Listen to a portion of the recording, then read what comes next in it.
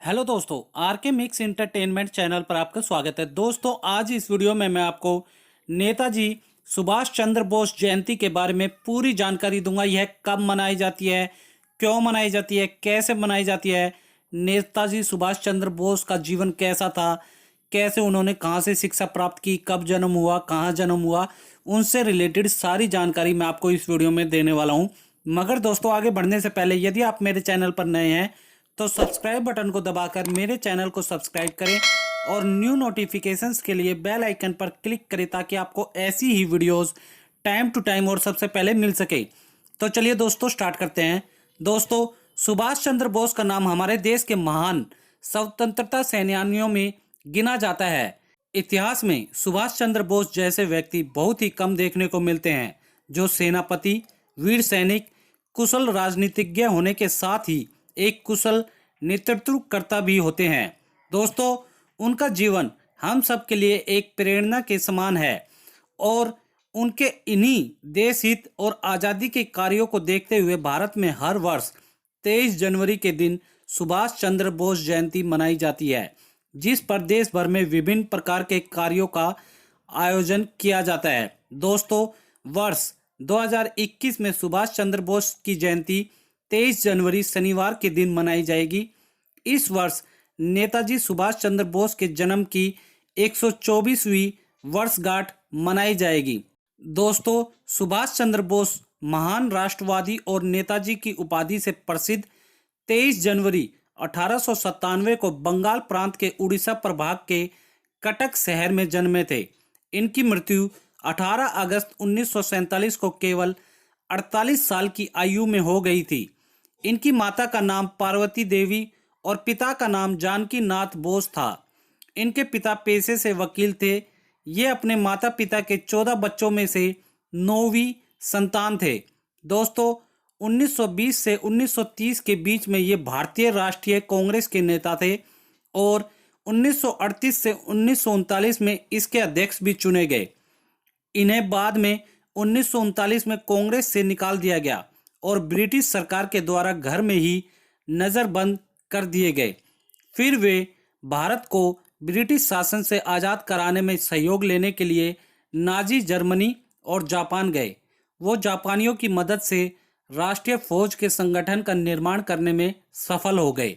जब ये जापान के लड़ाकू विमान से भागने का प्रयत्न कर रहे थे तो वो विमान ताइवान में दुर्घटनाग्रस्त हो गया, जिससे इनकी मृत्यु बहुत ही ज़्यादा आग में जलने के कारण हो गई, जो कि सबके सामने ये बताया जाता है।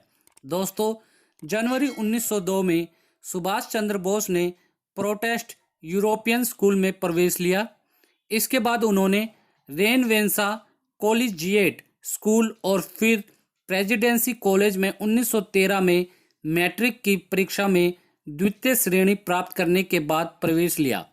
इनका राष्ट्रवादी चरित्र इनकी पढ़ाई के बीच में आ गया, जिसके कारण इन्हें स्कूल से निष्कासित कर दिया गया। इसके बाद इन्होंने स्कॉटिश चर्च कॉलेज, जो कि कलकत्ता यूनिवर्सिटी है, इसमें दर्शन शास्त्र से बीए पूरी करने के लिए 1918 में प्रवेश लिया। 1919 में ये इंग्लैंड के फिट्जविलियम कॉलेज कैम्ब्रिज स्कूल में सिविल की परीक्षा में शामिल होने के लिए गए। इन्होंने सिविल परीक्षा में चौथा स्थान की प्राप्ति के साथ चुन लिए गए, लेकिन इन्होंने ब्रिटिश सरकार के अधीन रहकर कार्य करने से मना कर दिया।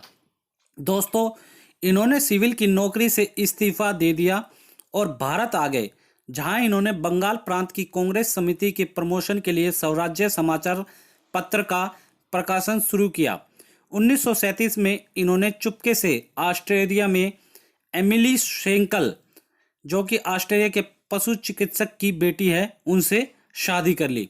दोस्तों, वो अखिल भारतीय युवा कांग्रेस के अध्यक्ष के साथ साथ बंगाल राज्य की कांग्रेस के सचिव के रूप में चुने गए। वो फॉरवर्ड समाचार पत्र के संपादक बन गए और कलकत्ता के नगर निगम के सीईओ के रूप में कार्य किया। जब इन्हें गिरफ्तार किया गया तो इन्हें तपेदिक हो गया। दोस्तों, वर्ष 1927 में जेल से रिहा होने के बाद इन्हें कांग्रेस महासचिव के रूप में चुना गया। भारत की स्वतंत्रता के लिए इन्होंने पंडित जवाहरलाल नेहरू के साथ कार्य किया।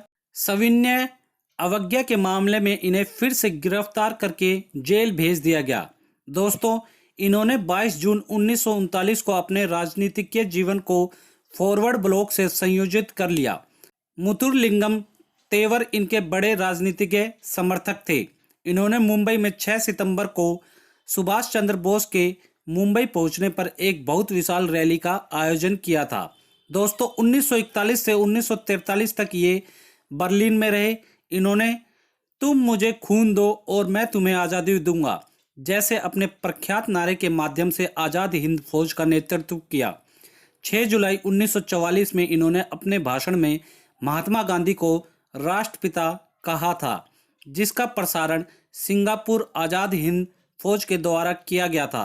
दोस्तों, उनका एक और प्रसिद्ध नारा दिल्ली चलो INA की सेनाओं को प्रोत्साहित करने के लिए था।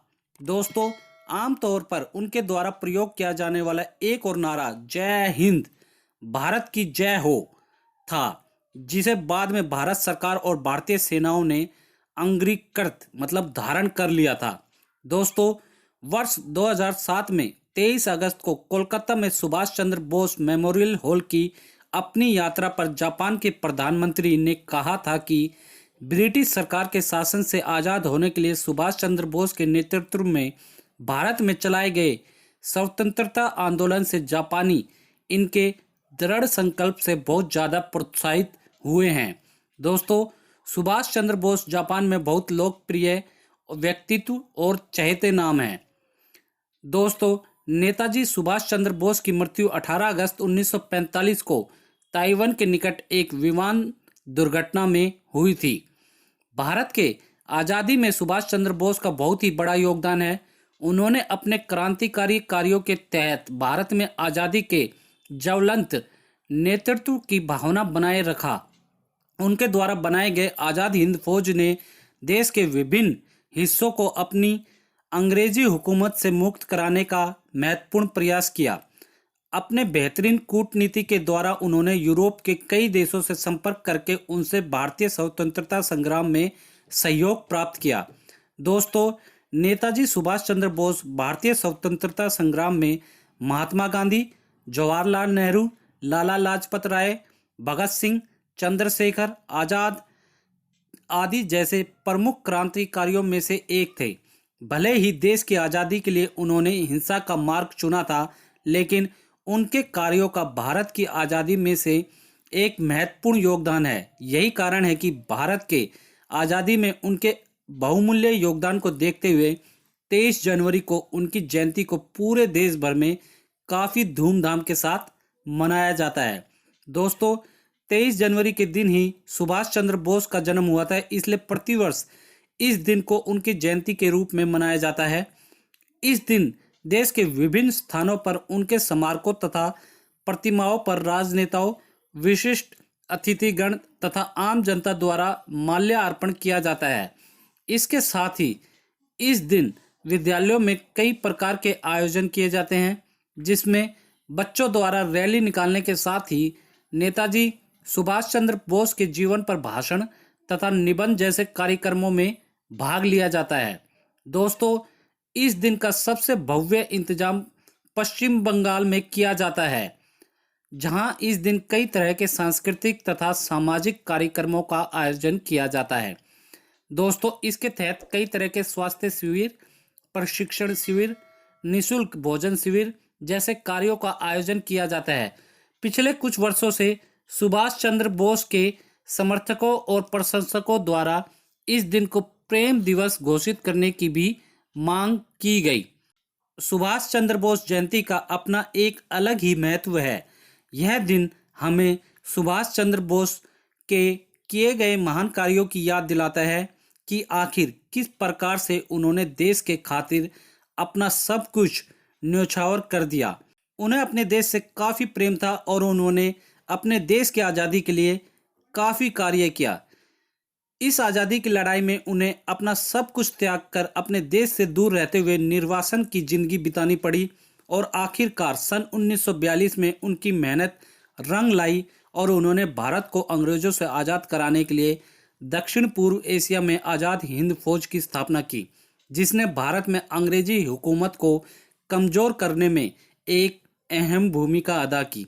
उनके द्वारा राष्ट्रहित में किए गए इन्हीं कार्यों के लिए आज भी देश के जनता द्वारा उन्हें याद करते हुए उनके सम्मान में विशेष कार्यक्रमों का आयोजन किया जाता है। दोस्तों, अब मैं आपको बताता हूँ सुभाष चंद्र बोस द्वारा जो मशहूर नारे थे उनके, वो बताता हूँ। पहला था, स्वतंत्रता दी नहीं जाती, ली जाती है। दूसरा, एक अकेला व्यक्ति अपने विचार के लिए मर सकता है, किंतु वो विचार उसकी मृत्यु के बाद हजारों लोगों के जीवन में खुद उतर जाता है। इस प्रकार परिवर्तन का चक्र घूमता है और एक राष्ट्र के विचार और सपने आने वाली पीढ़ी को विरासत के रूप में मिलते हैं। और जो सबसे मशहूर नारा था उनके द्वारा दिया गया, वो था, तुम मुझे खून दो, मैं तुम्हें आज़ादी दूंगा। तो दोस्तों, उम्मीद करता हूँ इस वीडियो में मैंने आपको सुभाष चंद्र बोस जयंती के बारे में सारी जानकारी अच्छे से दे दी होगी। दोस्तों, अगर आप लोगों को वीडियो अच्छी लगी तो इसे लाइक करें और दोस्तों प्लीज़ अपने सारे फ्रेंड्स रिलेटिव हर जगह शेयर करें, ताकि उनको भी इन महान व्यक्ति के बारे में पता चल सके, सारी जानकारी इसके बारे में पता चल सके और इस वीडियो को सुभाष चंद्र बोस के लिए 1 मिलियन तक पहुंचाएं। और दोस्तों, कमेंट बॉक्स में आप लोग हमें ये बताएं कि जो सम्मान बाकी नेताओं को मिला है वो क्या सुभाष चंद्र बोस को मिला है, क्या उनको जितना सम्मान मिलना चाहिए था हमारे देश द्वारा उतना सम्मान दिया जा रहा है। जो भी इसके बारे में आपकी राय हो आप हमें कमेंट बॉक्स में लिख कर बताएं। और दोस्तों, साथ ही जय हिंद ना लिखना भूलें।